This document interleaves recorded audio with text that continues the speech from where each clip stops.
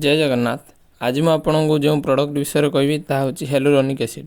तो यार complete information video को स्किप न करी शेष पर्यंत निश्चय देखो। हेलुरोनिक एसिड आम बॉडी रे नेचुरल प्रेजेंट रही है जहाँकि आम आखि तार जो जॉइंट्स आ स्किन एसबू मौजूद थाए। पिलादिन आम स्किन गुलगुली होता है। यार कारण है आम स्किन रे कोलाजेन मात्रा अधिक थाए किंतु बयस बढ़े सहित कोलाजेन लेवल कमी जाए कि फाइन लाइन रिंकल्स एसबू एजिंग साइन आम स्किन रे देखा आरंभ करे। कोलाजेन लेवल ठीक रखापी जो सब खाद्य आम डाएट दरकार ता समस्त पक्षे मेंटेन करने संभव हो न थाए। ता सहित आम पानी पीबार अवहेला करता जहाँफल कि सब एजिंग साइन आमको कम बयस देखी जाए। ता सहित आम लाइफ रे विभिन्न प्रकार स्ट्रेस यार एक अन्य कारण होता है। एजिंग प्रोसेसटा हूँ नेचुरल या आम किए रखिपर ना किंतु आम निज चेष्टा द्वारा आगे टे डिले कर स्किन रे देखा जाए सब एजिंग प्रोसेस को डिले करने आजिकल अनेक चिकित्सा पद्धति बाहर सहित अनेक प्रोडक्ट मार्केट रे अवेलेबल होची जेपरिक collagen boost powder cream serum tablet इत्यादि। सेलिब्रिटी मैंने स्किन रे कोलाजेन लेवल बूस्ट करने डाक्टर को प्रेस्क्राइब अनेक इंजेक्शन नौकरी किंतु से चिकित्सा पद्धति बहुत एक्सपेंसिव जहाँकि आम साधारण लोक पक्षे बहन कर संभव नुहे। तेणु आम क्रीम सेरम एसबू ही आम ठीक अटे।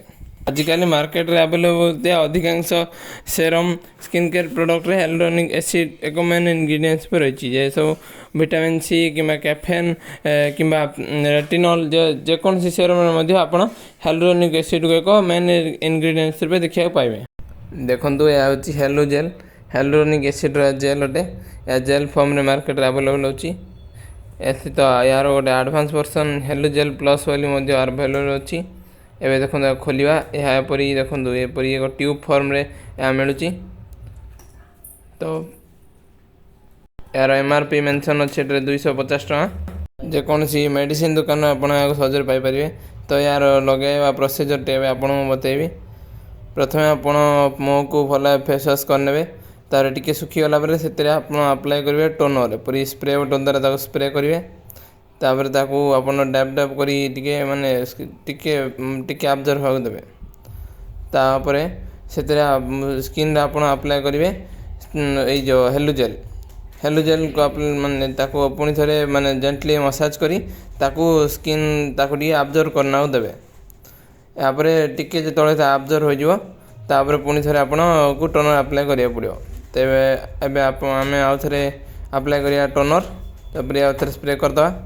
एपर स्प्रे करिया द्वारा कौन हम ना स्किन रे अधिक समय धरी मॉइस्चर रिटर्न कर रखि परिबो। जेल लगे पर आपको पुणी थे जेल उपरे स्प्रे करिया पड़ियो टोनर को कारण एपर न कले स्किन को आउरी ड्राई कर दो। ड्राई स्किन वाला तो निश्चित सेकेंड टाइम टोनर अप्लाई करिया दरकार। देखो यह हूँ हेलुजेल प्लस जहाँकि तार हायर वर्सन अटे। यही जेल रे हेलुरोनिक एसिड कंसंट्रेशन टी अधिक थी यार प्राइसिंग अधिक अटे किंतु फंक्शन दुईटा जगार सेम अटे।